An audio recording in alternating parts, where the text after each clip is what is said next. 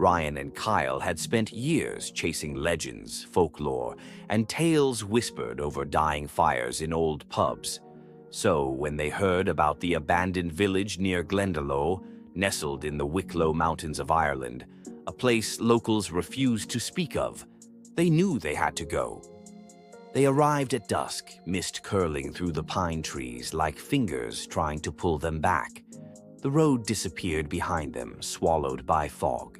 They found the Morrigan's Rest, a decaying stone hotel clinging to the edge of a cliff, overlooking the black waters of a lake. Its name was etched in worn Gaelic above the archway, and Swantrai Ban, the White Lullaby. The proprietor was a withered woman with silver hair and eyes like slate.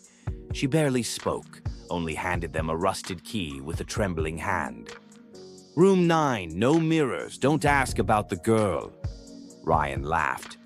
"What girl?" he asked, but she had already turned away, muttering something in Irish they couldn't understand. The room was cold, bitter cold. Despite a roaring fireplace, their breath misted in the air. The bed frames were iron, twisted like vines strangling each other.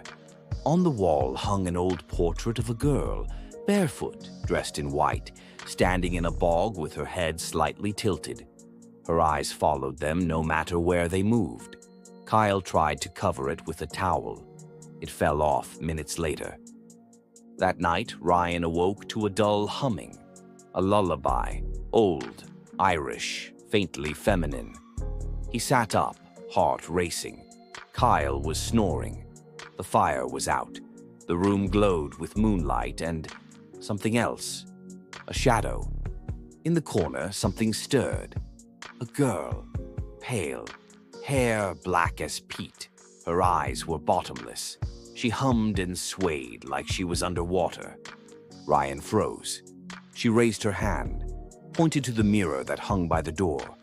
The glass was fogged, but there were fingerprints on the inside. He blinked. She was gone. The next day, they found the village pub, closed, its windows boarded from the inside. A farmer finally spoke to them at the edge of a field. His voice was low and his hands trembled. She was the innkeeper's daughter. Died here, years ago. Fell through the ice on the lake, but they never found her body. The night before she vanished, she drew mirrors on every wall in that hotel. Said she saw herself in them, but it wasn't her. Said she was being watched by the White Mother. Kyle scoffed. Classic rural ghost story. But Ryan's knuckles were white. Back at the hotel, things grew stranger. The mirror near the door was cracked now, a hairline fracture shaped like a scream. They both tried to sleep, but at 2:06 a.m., every mirror in the room shattered at once. The sound was deafening. Ryan and Kyle bolted upright.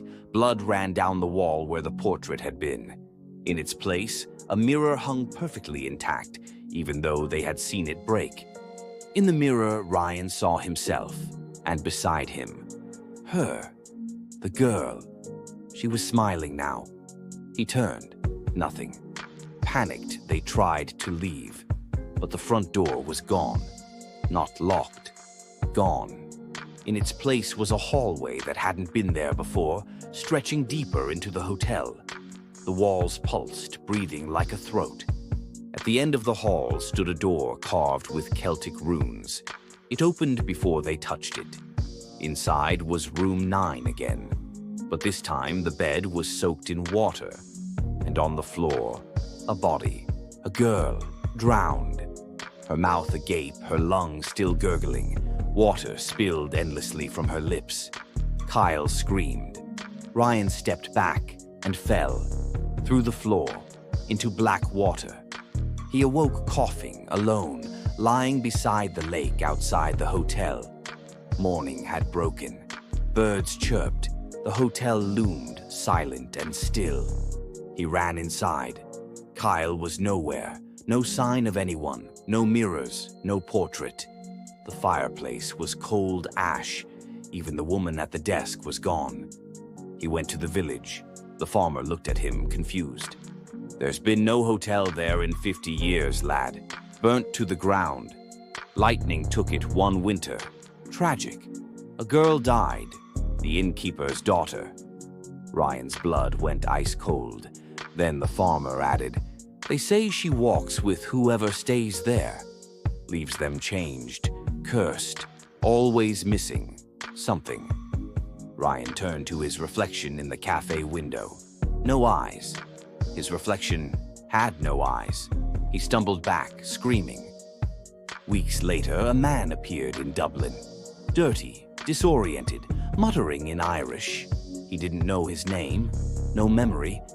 But in the alley where he was found, there was a note pinned to the wall behind him, scratched in what looked like fingernails. "The girl is still drowning. One of them joined her. One of them let her in."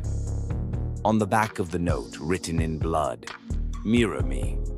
Months passed. In a small flat in Galway, a college student bought an antique mirror at a thrift shop.